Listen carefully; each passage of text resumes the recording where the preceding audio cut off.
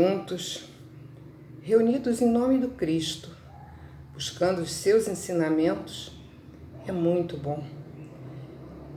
E hoje, em especial, vamos usar a força criadora do nosso pensamento para irmos à nossa casa, ao nosso grupo espírita Francisco de Assis, receber com muita alegria um companheiro que vem de longe, nos trazer reflexões certamente preciosas sobre o sentido da vida.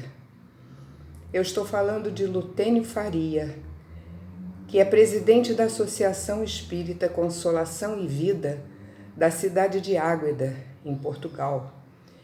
E ele vai nos trazer os seus estudos a respeito deste tema que tem tanto significado hoje e sempre.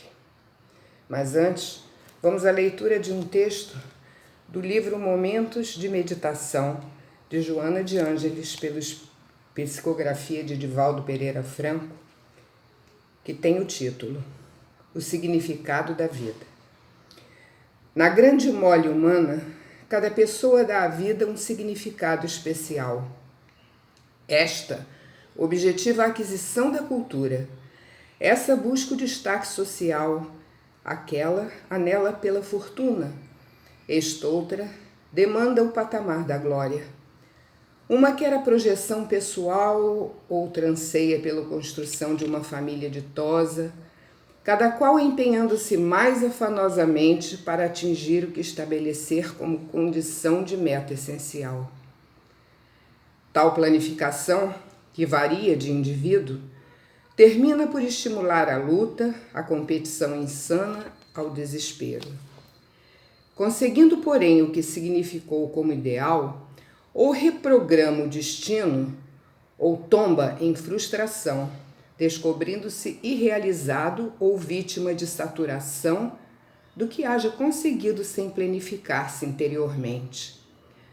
A vida, entretanto, possui um significado especial que reside no autodescobrimento do homem, que passa a valorizar o que é ou não importante no seu peregrinar evolutivo. Este desafio se torna individual, unindo sem embargo no futuro os seres numa única família, que entrelaça os ideais em sintonia perfeita com a energia que emana de Deus e é o elan vitalizador da vida. Os meios da tua sobrevivência orgânica emulam-te para avançar ao encontro da finalidade da existência. O azeite sustenta a chama, porém a finalidade desta não é crepitar, mas derramar luz e aquecer. Enquanto não te empenhes realmente na busca da tua realidade espiritual, seguirás inseguro, instável, sem plena satisfação. Todas as aquisições que exaltam o ego terminam por entediar. A maneira mais eficiente para o cometimento do real significado da vida é a experiência do amor. Amor que doa e liberta, amor que renuncia e faz feliz, amor que edifica, espalhando esperança e bênçãos, amor que sustenta vidas e fornece ideias de enobrecimento, amor que apazigua quem o sente e dulcifica aquele a quem se doa. O amor é conquista muito pessoal, que necessita do combustível da disciplina mental e da ternura do sentimento para expandir-se. O significado essencial da vida repousa, pois, no esforço que cada criatura deve encetar para anular as paixões dissolventes, colocando nos seus espaços emocionais o divino hálito, o amor que se origina em Deus. E juntos em prece, meus irmãos, vamos buscar nosso Pai de amor, gratos sempre por tudo que recebemos da vida. Vamos pensar em Jesus, nosso mestre, irmão e amigo, nos espíritos que, em nome de Francisco de Assis, na nossa casinha, nos consolam, amparam e direcionam, para neste momento, mais uma vez demonstrarmos gratidão pela vida. E pedirmos, Jesus, ao teu coração amoroso, que mais e mais fortaleça a nossa fé nesses instantes que atravessamos. Pedimos, Jesus, por todos nós, teus irmãos, tantos em dores acerbas, em dúvidas, e por isso pedimos aos amigos espirituais que nos auxiliem no fortalecimento de nossa fé, no plantio mais e mais de sementes de esperança e de coragem, sabedores que a vida futura só pode, em nome do amor de Deus, nos reservar progresso, evolução e crescimento, bastando para isso a nossa vontade. Obrigada, Pai. Obrigada, mestres. Que assim seja.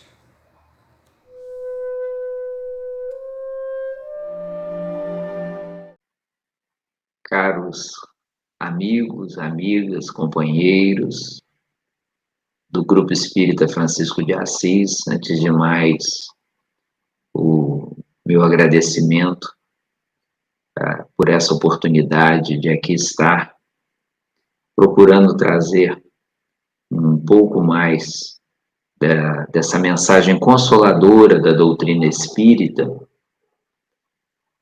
E nesse momento desse nosso encontro, nos foi proposto falarmos sobre o sentido da vida. É extremamente atual este tema.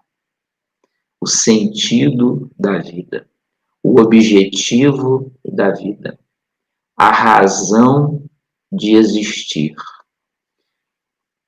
Dentro daquele entendimento filosófico que a doutrina nos recorda, de onde viemos, o que aqui estamos fazendo, para onde iremos, o sentido da vida, podemos dizer que é tudo.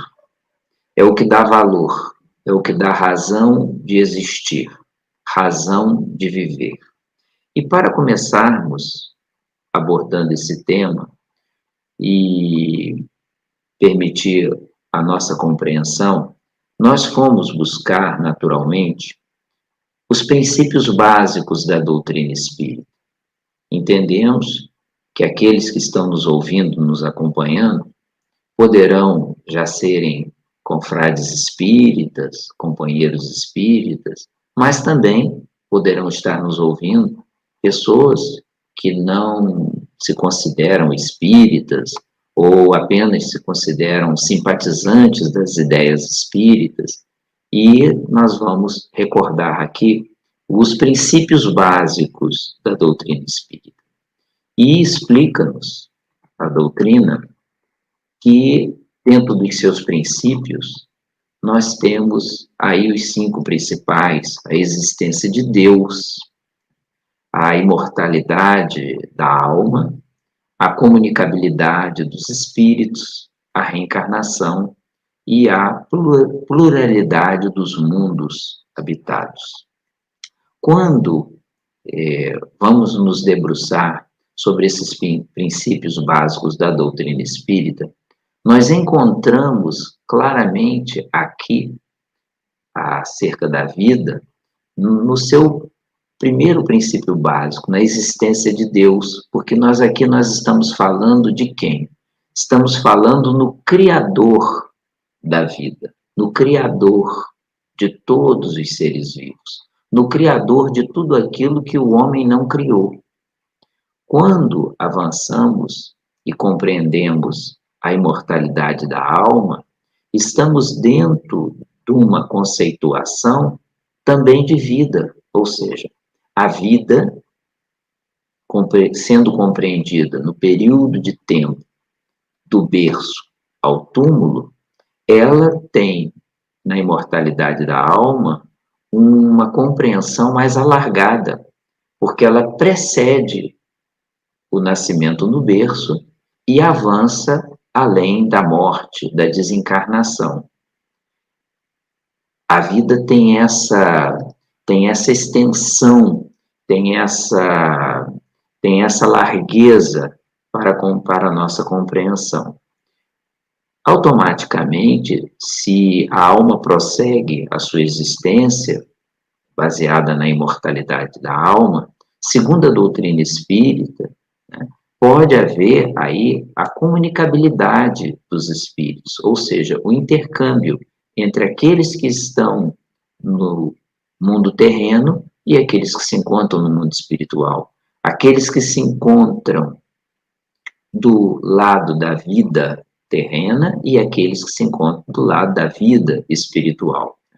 E a doutrina espírita ainda alarga, ainda maior, ainda mais a nossa compreensão sobre o sentido da vida quando nos vem propor a questão da reencarnação, ou seja, quando esse espírito imortal, ele tem a oportunidade de voltar à experiência terrena, à experiência corpórea, para que através das vidas sucessivas, né, de diversas experiências, possa cumprir a lei do progresso, da evolução, né, são vidas que se somam, né, são experiências que são granjeadas pelo espírito imortal que todos somos. E alarga-nos ainda a compreensão, a doutrina espírita, quando nos fala dos vários mundos habitados. Quando pensamos em vida, às vezes imaginamos apenas a vida na conceituação da vida terrena, mas, segundo a doutrina dos espíritos, há outras formas de vida, algumas mais adiantadas, outras mais atrasadas, do que aquela conceituação que nós conhecemos como o padrão da vida humana no planeta Terra.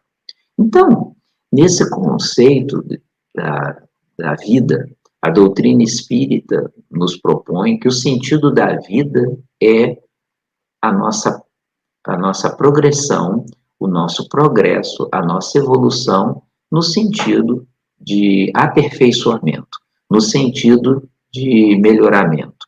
De vida para vida, nós iremos conquistando recursos em que, do ponto de vista espiritual, estaremos mais aprimorados, estaremos mais evoluídos, até alcançarmos um dia a perfeição espiritual. Então, é essa proposta, né, no sentido da vida, que o Espiritismo nos dá, falando acerca da vida do ponto de vista espiritual. Porque, às vezes, o que nos dificulta compreendermos esse sentido ou esse objetivo é apenas limitarmos a nossa compreensão naquilo que entendemos ser a vida material, a vida terrena. E aí,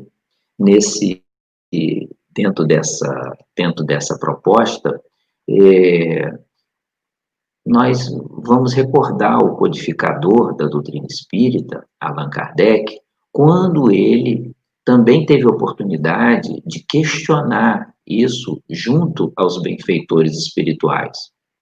Então, no Livro dos Espíritos, na parte 4ª, uma parte que trata das esperanças e consolações, tem lá um subitem que fala das penas e gozos terrenos, ou seja, falando acerca daquilo que pode ser considerado, né, o sofrimento ou as bênçãos do ponto de vista terreno.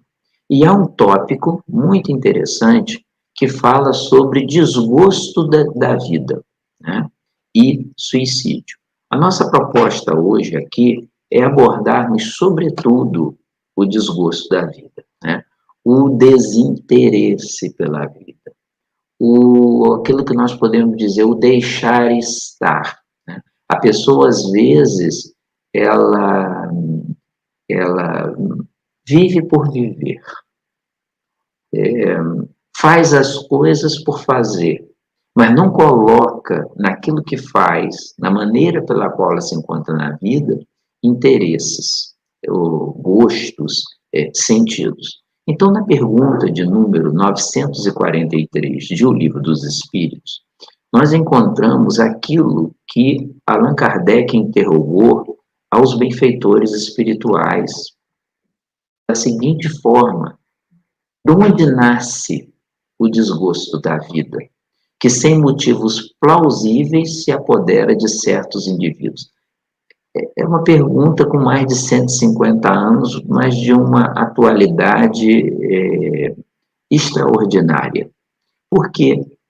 Nós assistimos muito disso hoje em dia. Nós assistimos, nos tempos que correm, esse desinteresse, esse desgosto da vida. E, por vezes, em pessoas, em criaturas, em que aqueles que estão de fora, de longe, olham, observam e, às vezes, até exclamam: mas fulano tem tudo para ser feliz, não lhe falta nada. Quem dera muita gente ter as condições que fulano tem. Por que que se encontra assim, desgostoso da vida? Às vezes enveredando por situações de desinteresse total, né?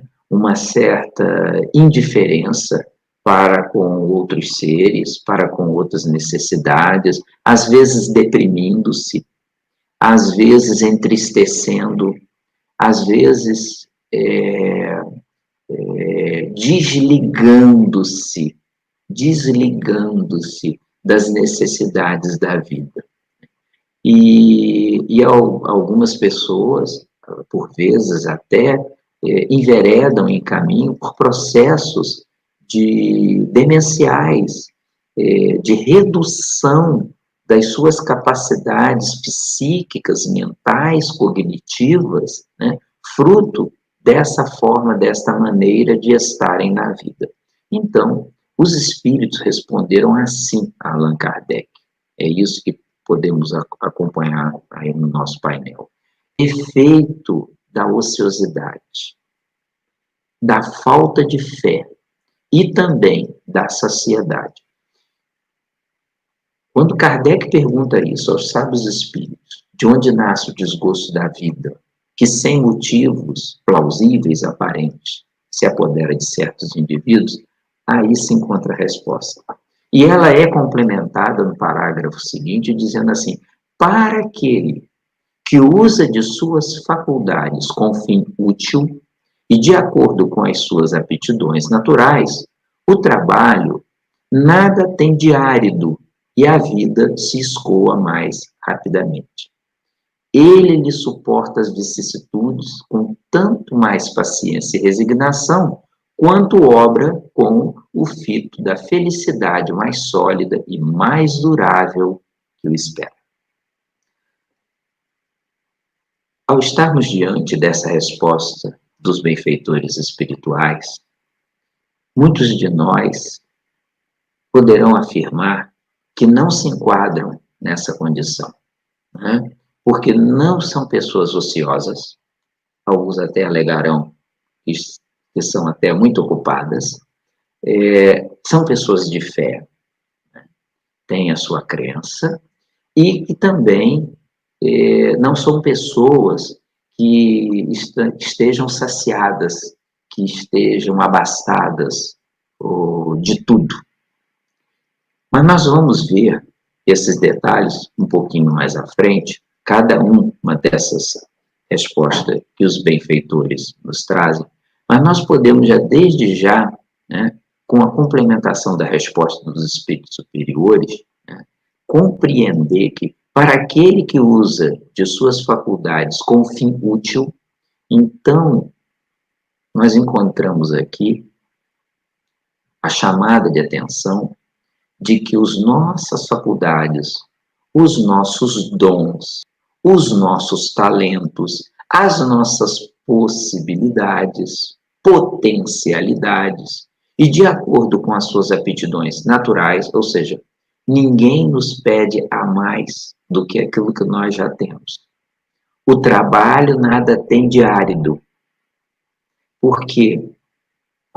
E a vida se escoa mais rapidamente. Ele lhe suporta as vicissitudes com tanto mais paciência e resignação. Então, aqui, na resposta dos benfeitores espirituais, nós vemos que uma forma de encontrarmos um sentido existencial para as nossas vidas, um dos caminhos é enfrentar as vicissitudes, as adversidades, os problemas, as lutas, os conflitos, com mais paciência, que é a ciência da paz. E o que? Resignação. Não nos pede aqui que cruzemos os braços. Eu não posso mudar nada, eu não posso fazer nada. O que nos pede é um tanto mais de paciência e resignação. E prossegue acrescentando: quanto obra com o fito da felicidade mais sólida e mais durável que o espera. Ou seja, além de paciência e resignação, uma esperança de que a vida deve ter o seu sentido e deve haver também uma compreensão a esse sentido que nós vamos dando à vida. Quando nós prosseguimos, quando nós avançamos nessa resposta dos espíritos superiores, nós encontramos coisas até muito interessantes, que são o quê? Olha só o que o dicionário nos fala sobre ociosidade. A palavra deriva do ócio, coloca-nos à frente falta de trabalho e tem uma definição que eu trouxe, que eu gostei muito, que foi essa terceira, que diz assim: ocupação agradável em momento de folga. E perguntaria, quantas ocupações agradáveis, prazerosas, que em nossos momentos de folga livre, nós estamos dando um caráter nobre, um caráter digno. Ou será que nos nossos momentos livres, nos nossos momentos de folga, nós estamos, às vezes, alimentando estados de desânimo, estados de tristeza, estados de mágoa, de ressentimento, falando naquilo que nos feriu, que nos magoou, que nos incomodou. As pessoas, às vezes, não percebem que, às vezes, quando elas trabalham 4, 6, 8 horas ou mais de trabalho ao longo do dia, e às vezes tem 1, 2, 3 horas do restante do dia, que se dedicam a uma tarefa de interesse, que lhes dão prazer espiritual, sentido, aquilo que nós poderíamos chamar também de um certo salário emocional, uma certa compensação espiritual. As pessoas acabam por compreender que elas não trabalharam 4 ou 6 ou 8 horas de trabalho por dia, de trabalho de César, de trabalho remunerado, e mais 1, 2 ou 3 horas de trabalho de entrega, de trabalho de dedicação. Porque quando você muda de tarefa, você deixa o trabalho de César, por exemplo, e dedica-se, a um trabalho divino, a um trabalho espiritual, você descansa do primeiro. Ele não apenas lhe complementa, ele não apenas lhe dá um salário emocional, mas lhe dá um ajuste espiritual para os seus parâmetros de compreensão, como dizíamos há pouco, de paciência, de resignação e de confiança no futuro. Às vezes, nós alegamos, eu não sou uma pessoa ociosa, mas às vezes nós temos tempos mentais, emocionais na nossa vida, que são tempos inúteis, e nós devemos aproveitá-lo em benefício próprio. Porque na medida em que nós desenvolvemos alguma coisa que vai auxiliar, que vai ajudar este ou aquele, o primeiro beneficiado somos nós. Então, desgosto da vida, que às vezes ocorre em muitas pessoas. Olha aí, a primeira delas, ociosidade. Então, já fica-nos aqui a sugestão. Arrumemos ocupações agradáveis em momento de folga. Agradáveis, sobretudo, do ponto de vista espiritual, do ponto de vista de nobreza. Seja ela de um vínculo religioso ou não, mas que dê sentido e que dê gosto ao nosso existir. Ociosidade, vamos ver o próximo. Fé. Falta de fé, dizia lá. Desgosto da vida, falta de fé. E diz o dicionário, define, entre várias, nós trouxemos essa: estado ou atitude de quem acredita ou tem esperança em algo. A fé nos promove o quê? Esperança, expectativa, confiança de que teremos tempos melhores, teremos dias melhores. Ao invés, por vezes, de estarmos preocupados, quando é que nós vamos ficar doentes? Quem é que vai tratar de nós? O que que nós vamos comer? Aonde que nós vamos morar? Há pessoas mais amargas, né, em que elas não têm nenhuma expectativa do futuro do ponto de vista nobre. Há pessoas preocupadas excessivamente com situações que demonstram uma clara falta de fé, ainda que possam afirmar serem desta ou daquela linha de orientação religiosa, de convicção espiritual, a sua maneira de estar na vida, a sua forma de encarar e de levar a vida é como se não tivesse. Né? Então, às vezes, a gente até diz, eu gostaria de ter a fé de fulano, mas a fé de fulano não vai funcionar para a gente. Vai dar muito bom resultado a minha fé nessa condição, nesse estado ou atitude de quem acredita ou tem esperança em algo. E nesses dias em que graça por toda parte o materialismo reinante, cada vez mais as pessoas precisam, necessitam de ter uma percepção, uma orientação de que é importante acreditarmos, é importante termos essa nossa ligação divina, é importante termos a esperança de que não estamos, em momento nenhum, a sós. Nós falamos há pouco em ociosidade, como causa do desgosto da vida, falta de fé como motivação para desgosto da vida, e vamos ver a terceira.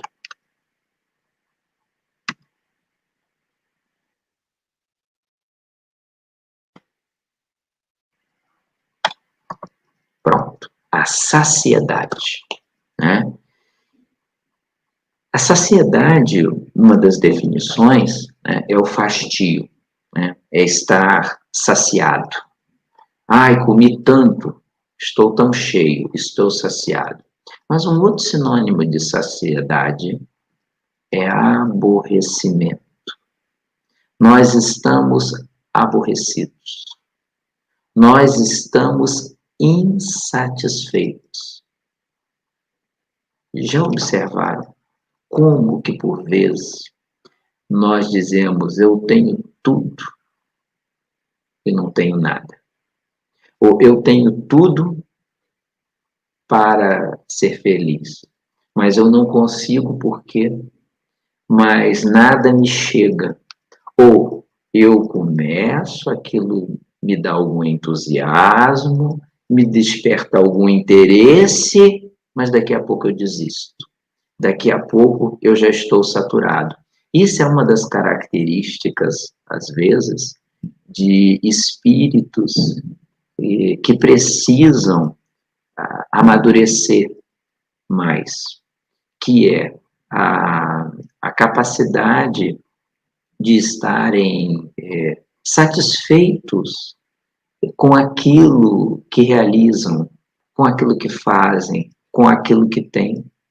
Nós encontramos passagens no Evangelho. Eu aprendi a contentar-me com o que tenho. São frases da Epístola de Paulo, em que a gente denota, sobretudo, quando foram escritas por Paulo, que ele estava numa condição que ele tinha perdido tudo, do ponto de vista de material, após a sua conversão. Então, essa satisfação de termos, de possuirmos a condição de vida que temos, a família que temos, o trabalho que temos. Às vezes essa falta de saciedade nos leva a um processo de grande insatisfação e de grande inconformação também. Então nós pormenorizamos, né? Voltando um pouquinho, a pergunta que nós fomos buscar no Livro dos Espíritos, de onde nasce o desgosto da vida, e aí veio a resposta dos Espíritos, efeito da ociosidade, da falta de fé e também da saciedade, né? E nós mencionamos aqui todas essas questões, e nós, fazendo uma análise, fazendo uma revisão, né? Qual é o nosso estado? Qual é o nosso momento de objetivo na vida? Quando falamos de sentido da vida, por exemplo, para uma criança, talvez seja brincar. Para um jovem, para descobrir a vida, os prazeres do mundo. Para um adulto, para completar as suas aspirações. Adquirir a sua casa, o seu espaço, conquistar um emprego, constituir família, ter filhos, educá-los. Se perguntarmos o objetivo de vida para um idoso, para uma criatura senil, possivelmente esse sentido da vida passará pelos objetivos de vida que já teve, o que já realizou e o que ainda falta por realizar. Conforme a altura da vida, o momento da vida, o instante da vida em que nós nos encontramos, o nosso sentido da vida será um. Então é muito natural que aconteça o quê? Na medida em que vamos vivendo, na medida em que o tempo vai passando, nós vamos colecionando experiências em que vamos fazendo uma certa avaliação. Eu queria isso, conquistei assim, eu desejava aquilo, só consegui realizar uma parte, faltou outra, ainda tenho a expectativa disso, ainda tenho a esperança daquilo. E na medida em que o tempo prossegue, em que a vida passa, nós vamos fazendo reconsiderações. Porém, quando nós temos dentro do sentido da vida uma visão espiritual, tudo muda de expectativa. Mas muda de expectativa por quê? No caso da doutrina espírita, nós, como vimos no início, nos princípios básicos, nós temos a consideração da existência de Deus, um Deus de amor, de misericórdia, de justiça. Então, nós estamos na condição de quê? De filhos, filhos amados, filhos amparados. Quando buscamos o sentido da vida à luz da doutrina espírita e compreendemos compreendemos a chamada imortalidade da alma, nós percebemos que o sentido da vida nesta reencarnação é um compromisso que nós assumimos antes de renascermos aqui na Terra. Já puxamos o outro a seguir, que era o da reencarnação. Então, o nosso sentido da vida, ele muitas das vezes vai ter como bússola, ter como sentido de orientação, o quê? Os nossos compromissos. O que nós estamos aqui fazendo? Por vezes, partilhando estudos com outros companheiros, nós recordamos e dizemos, gente, nós não estamos na Terra a turismo. Nós não viemos aqui passear, vermos como é, desfrutarmos disso e daquilo, e acabou. Nós estamos na Terra com uma missão, com um compromisso. As pessoas perguntam, né? Às vezes, mas eu tenho dificuldade em perceber qual o sentido da minha vida. Como a vida de cada um é uma questão íntima, uma questão pessoal, nós precisamos nos voltar para dentro de nós mesmos para poder compreendermos quais são nossas aspirações, quais são os nossos objetivos, quais são os nossos ideais. Às vezes, nós aportamos numa altura da vida em que abrimos os olhos, a consciência se alarga, as emoções amadurecem e nós descobrimos que, por vezes, perdemos algum tempo com futilidades. Nós dispensamos preciosas horas com condições, com situações que não são de foro eterno, que são da terra e na terra ficarão. E às vezes dá aquela sensação de vazio. O que nós podemos fazer? Reconsiderarmos. Ainda que não tenhamos toda a existência, o tempo que temos, podemos dar sentido, podemos dar valor. E nesse sentido, nessa proposta, nesse objetivo, né, quanto mais sentido a nossa existência tem, mais razão de viver nós encontraremos. Daí, mais motivação, mais alegria, mais otimismo, mais esperança. Seguindo, foi questionado a Madre Teresa de Calcutá essas questões que aqui são colocadas. Há vários pensamentos, há várias obras, há vários textos, né, escritos sobre ela, né?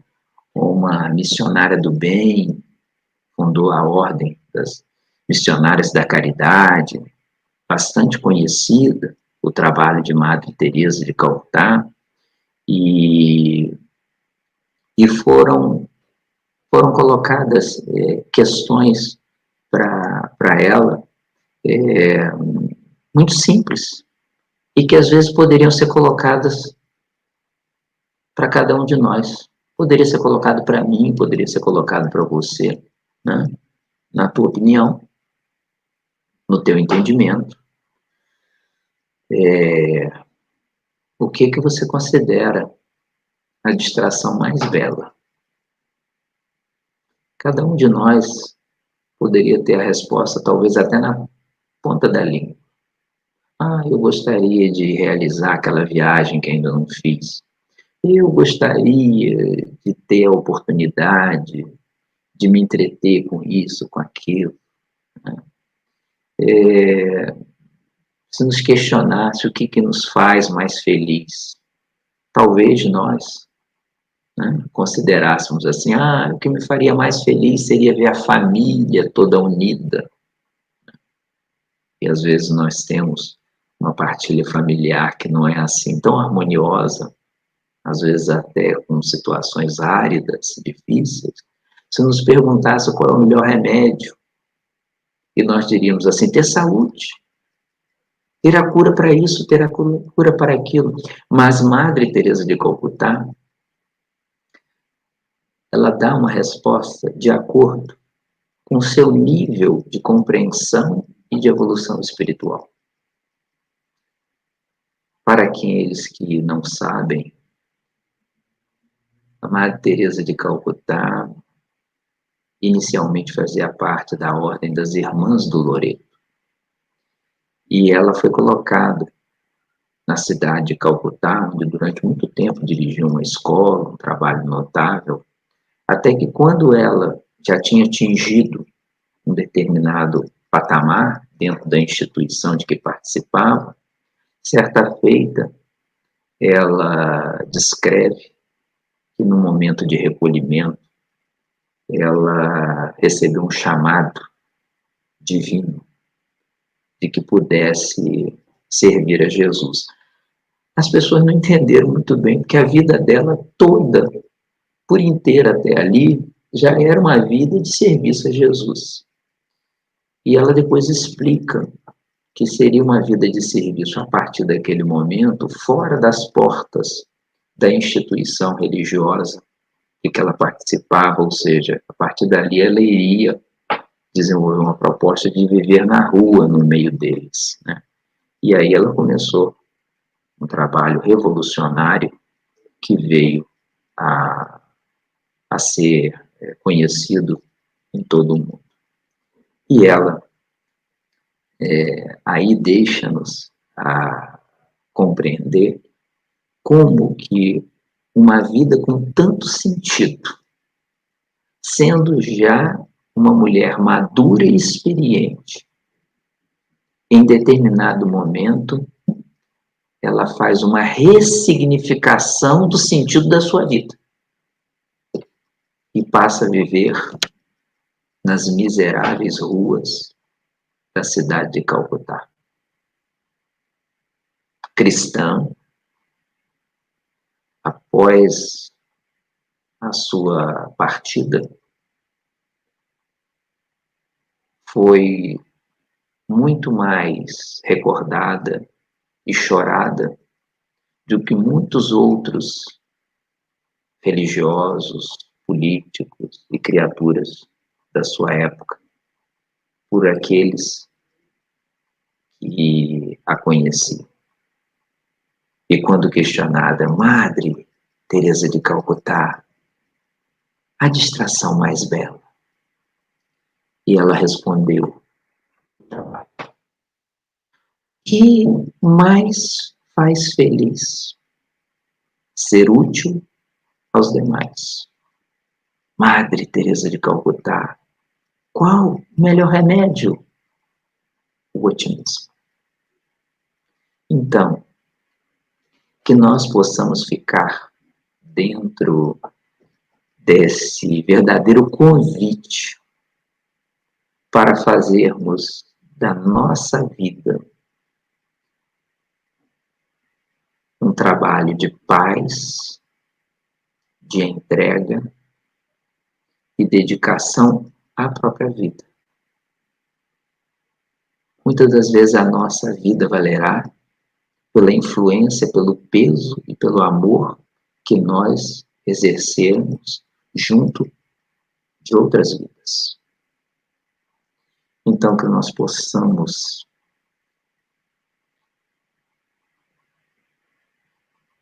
buscar dentro das nossas forças mais íntimas, dentro das nossas reconsiderações mais profundas, porque quando nós falamos e analisamos o sentido da vida, para aqueles que construíram um oásis de paz num deserto de dor, é algo que traz muita paz e serenidade àquele que assim realizou.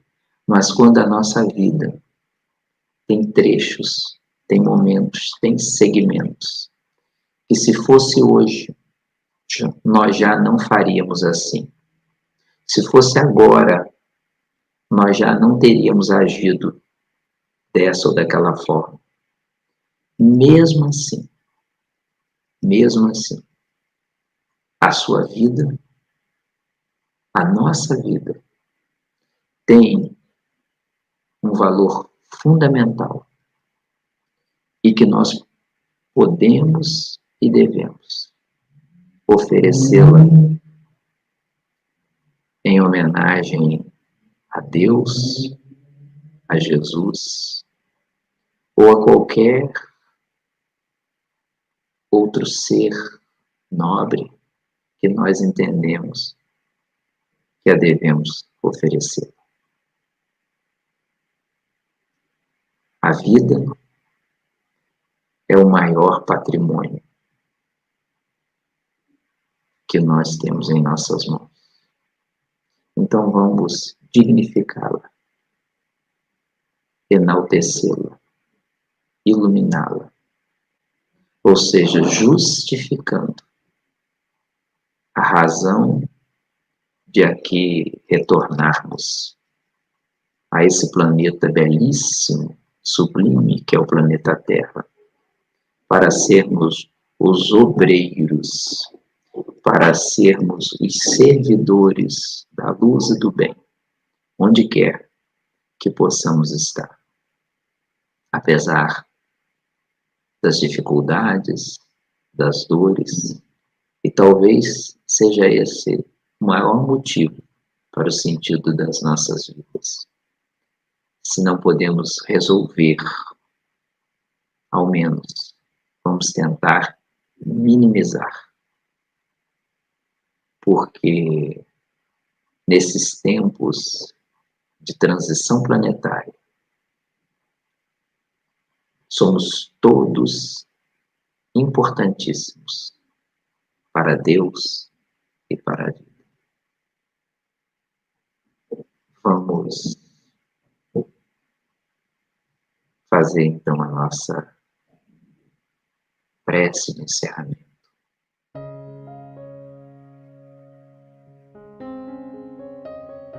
Senhor Jesus, nosso amigo de todas as horas, eis que aqui estamos, Senhor, agradecidos pela oportunidade de meditarmos, de refletirmos, de compreender os valores profundos que a proposta da doutrina espírita nos traz ao coração. Nesse momento, nossas preces, nossas orações são dirigidas para todos aqueles que, diante dos conflitos de toda sorte por esse mundo afora, veem-se desanimados, entristecidos, deprimidos ou ansiosos, os desesperançados, aqueles que enlouqueceram de dor. Há tantos outros que perderam seus corações amados temporariamente. Vela por nós, vela por cada um deles, Senhor, a fim de que, diante da luz da compreensão, do trabalho no bem, da fé e da esperança, nos dias de amanhã, da resignação e da humildade, possamos conquistar a paz e a alegria que tanto almejamos. Guarda-nos, Senhor, sob as tuas vibrações de saúde e alento, alegria e renovação. Hoje e sempre nós assim nos despedimos, rogando que permaneças conosco.